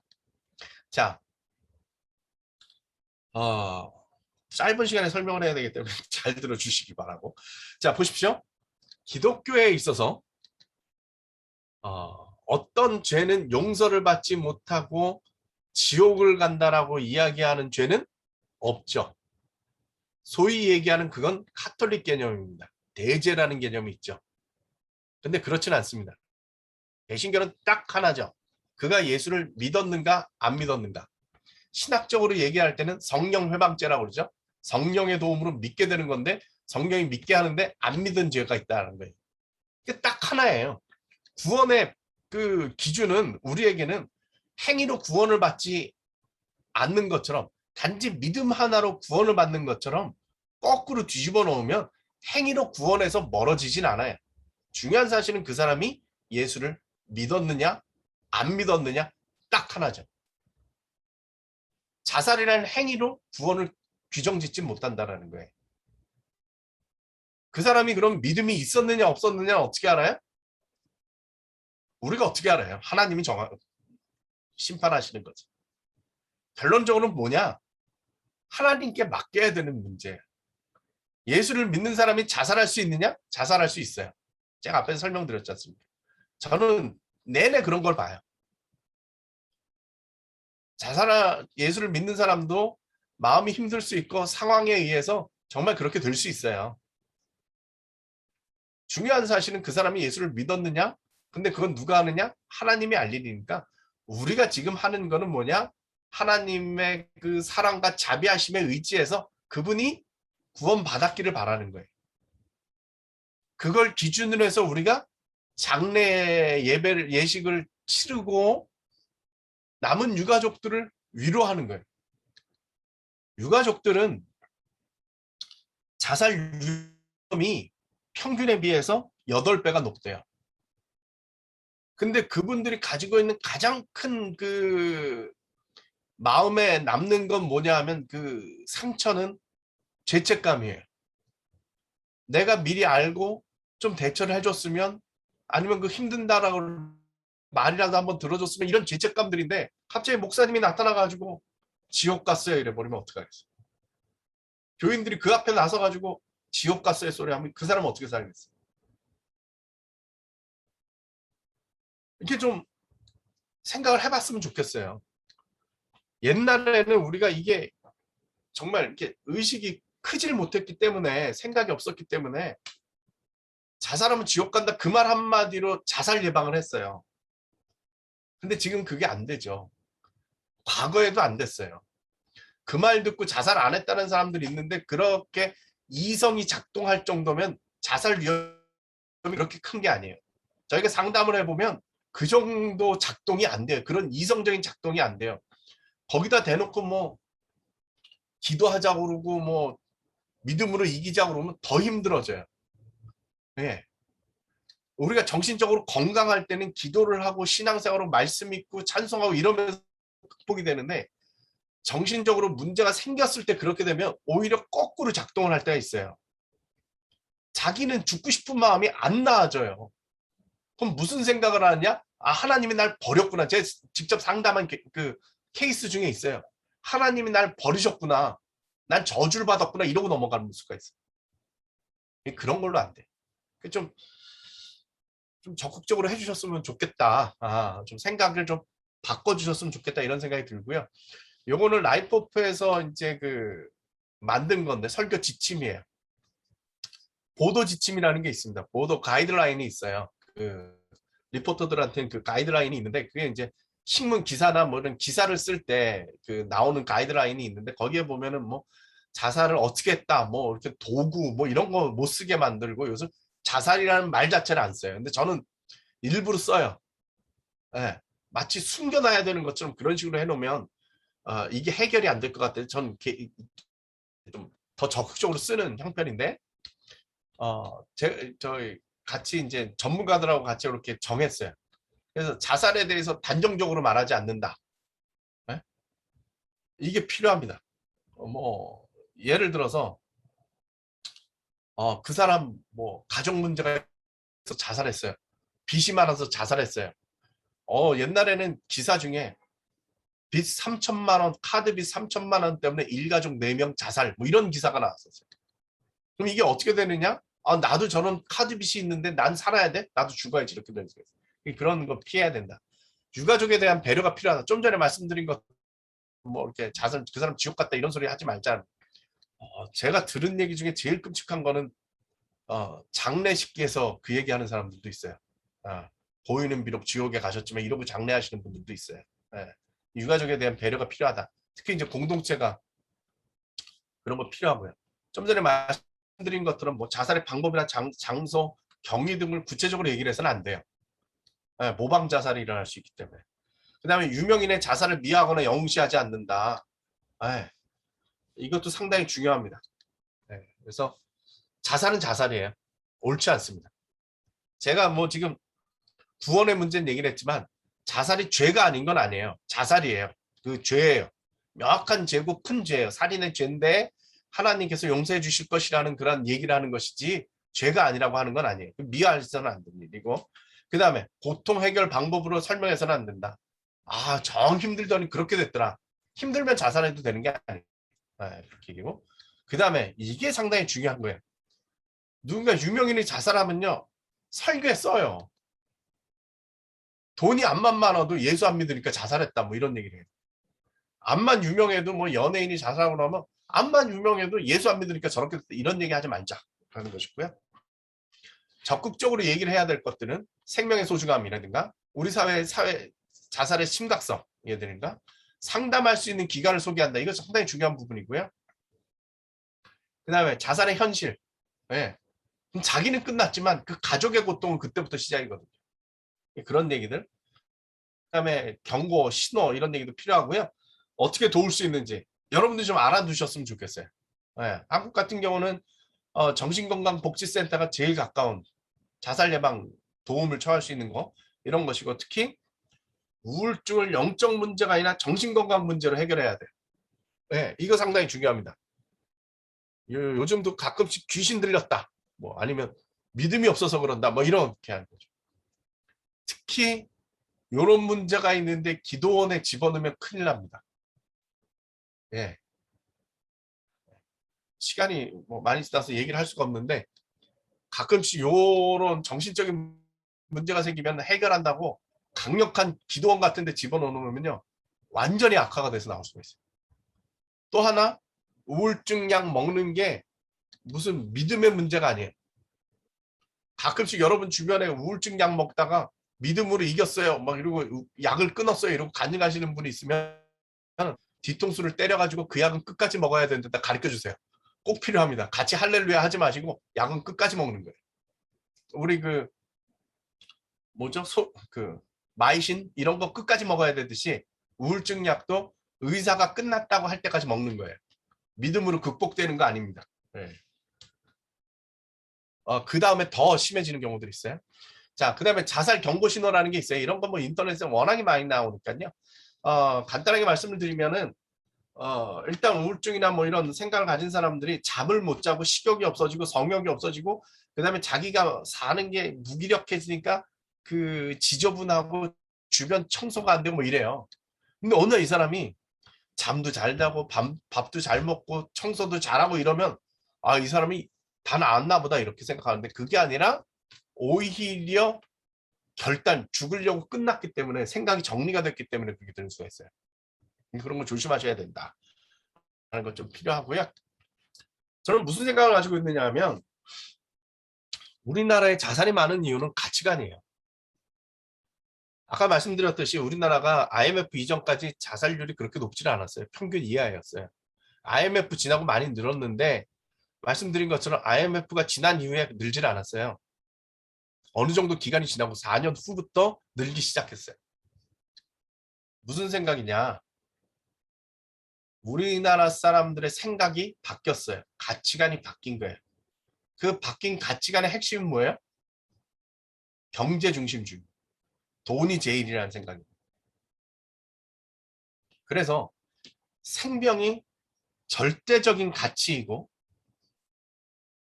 돈이라는 것은 상대적인 가치인데 어느 순간부턴가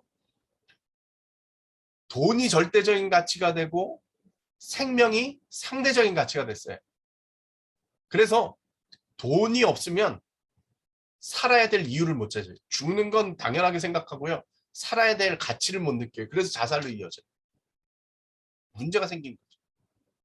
그래서 저는 우리나라에 자살이 왜 많냐 그러면은 죽음의 가치관이 우리를 지배하기 때문이라고 해요. 좀 더 넓게 이야기를 하면 뭐가 얘기를 하냐? 죽음의 문화가 이 땅을 지배하고 있다고 생각해요.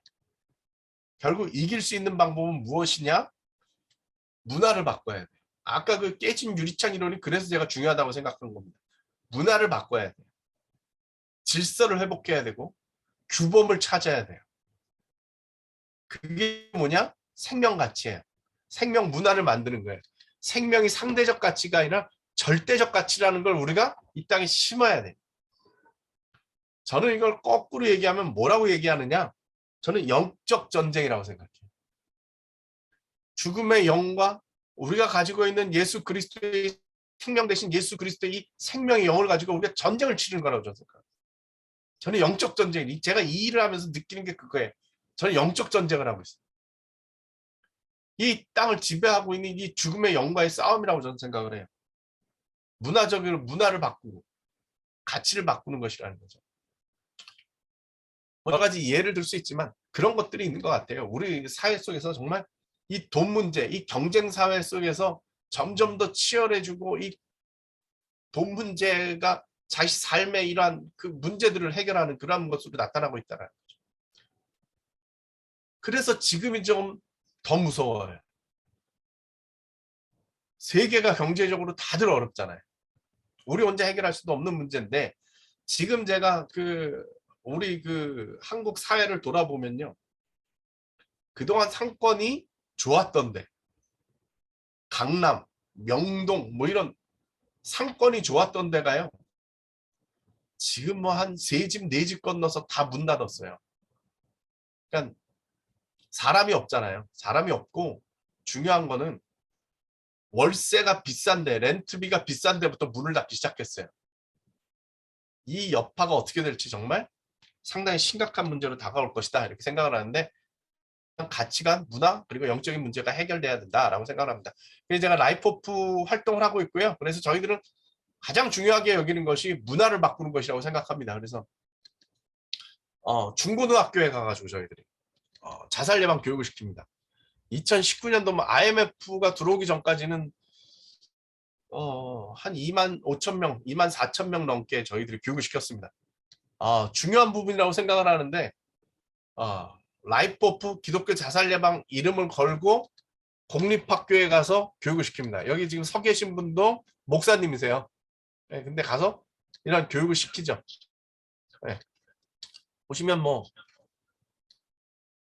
예, 잠깐만요. 예. 잠깐만요. 예. 뭘 잘못 만져서.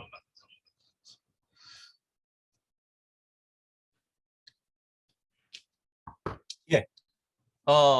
그런 부분들이 중요한 거예요. 왜냐하면 생명 가치를 가지고는 학교에서도 기독교를 받아들인다, 해야 된다 생각하시고 보시면 어때요? 애들이 포즈를 취하고 있죠? 예, 웃고 있는 애들도 많죠? 이게 뭐냐면 교육이 잘 됐다는 얘기예요. 예.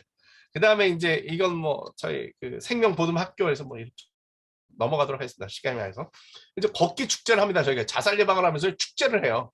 예, 심각하다 뭐 이런 얘기를 하고 이렇게 축제를 엽니다. 저희가 하는 건 문화 문제라고 생각을 하기 때문에 이런 것들이 가능하죠. 예, 이런 파주에서 했을 때 이런 행사가 전국적으로 12군데서 열리고 이 참여 인원이 한 2만 5천 명, 3만 명 가까이 이렇게 되고 좀 크게 보면 한 4만 명 가까이 모입니다. 이렇게 걷기 대회라고 이건 한강에서 했었던 행사 비슷한 맥락에서 했던 거고요. 올해도 합니다. 올해도 이제 매월 이제 9월 10일이 지금 아주 중요한 시간인데요. 저희들이 9월 10일이9월 10일이 세계 자살 예방의 날입니다. 그래서 9월 10일 근처에 있는 주일을 저희가 생명보듬 주일로 선포를 하고 같이 하는데 매년 이제 기독교 협의회, 한국기독교교회 NCC라는데 그다음에 여기 이제 좀 진보적인 데죠. 여기는 한국교회 총연합회 한교청 그래가지고 여기 보수 쪽에서 많이 모이는 데죠.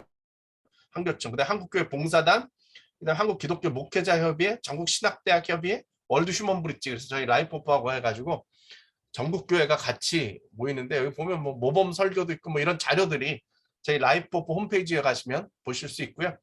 이제 코로나가 되니까 비대면 걷기 대회를 합니다. 그래서 각자 해가지고 자료를 올리면 되는 그런 행사를 저희들이 하고 있습니다. 예, 뭐 간단하게 결론만 얘기를 하려고 합니다. 예. 저한테 이제 자살 예방을 왜 하느냐 이렇게 물어보는데 저는 뭐 간단히 말씀드리면 하나님의 마음이 느껴져서 한다. 자, 이렇게 얘기를 합니다. 요 자살 예방에 쓰 유명한 사진인데 눈물의 엘리베이터라고 몇 년 전이었는데 그 대구에 있는 한 고등학생이 자살을 했어요. 그러니까 학생들 왕따 문제 때문에 자살을 했는데 이게 그 아파트 옥상으로 올라가는 엘리베이터 안에 CCTV예요. 아까도 말씀드렸지만 이런 보도는 안 해야 되는 게 원칙이에요. 가이드라인이에요. 근데 조선일보에서요. 저는 여기에 동의해요. 너무 이렇게 많은 사람들이 자살을 하고 심각한데 어떻게 관심을 안 갖냐 그래서 우리는 충격적으로 도전을 하겠다 이래서 조선일보 일면에다 이 사진을 올렸어요. 저도 동의를 해요.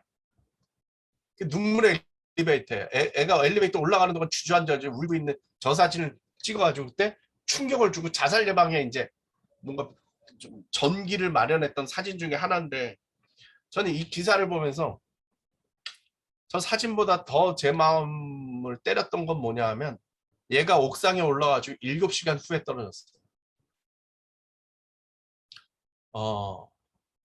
7시간 동안 얘가 그 옥상에서 고민을 했겠죠. 죽을까 살까 죽을까 살까. 근데 제 마음속에 무슨 생각이 들었냐면 하나님이 너무 마음 아팠겠다. 저 옥상 저 서성 있는 쟤를 보면서 저놈 살아야 되는데 저거 내 새끼 그런 마음으로 하나님이 보시지 않았을까. 하나님 마음은 그럴 것 같아. 내 자식인데 모두가 내 자녀인데 저한테 왜 자살 예방을 하느냐 이렇게 물어보면 솔직히는 제가 목회 사회학을 전공하기 때문에 뭐 상담도 아니고 심리도 아니고 연결될 건 없어요. 근데 제 마음속에 이게 한국 사회 문제고 한국 교회가 해야 될 일이라고 생각을 해서 연구를 하다가 이 하나님의 마음이 느껴지더라고요. 이게 유가족들을 만나고 그다음에 자살 시도자들 만나면서 제 마음속에 그 생각이 든 거예요. 아, 하나님 되게 마음 아프시겠다. 그래서 제가 이 일을 합니다. 저는 여러분들이 이 마음을 같이 품어주셨으면 좋겠어요. 그리고 그 물이 바다 덮은 것 같이 그 말씀처럼 이 생명의 이 가치가 이 생명 대신 예수 그리스도의 이 가치가 이 세상을 덮을 때 자살이 예방될 수 있겠다. 그렇게 생각하고 여러분들 함께 해주시면 감사하겠습니다. 예, 저 여기까지 하겠습니다. 감사합니다.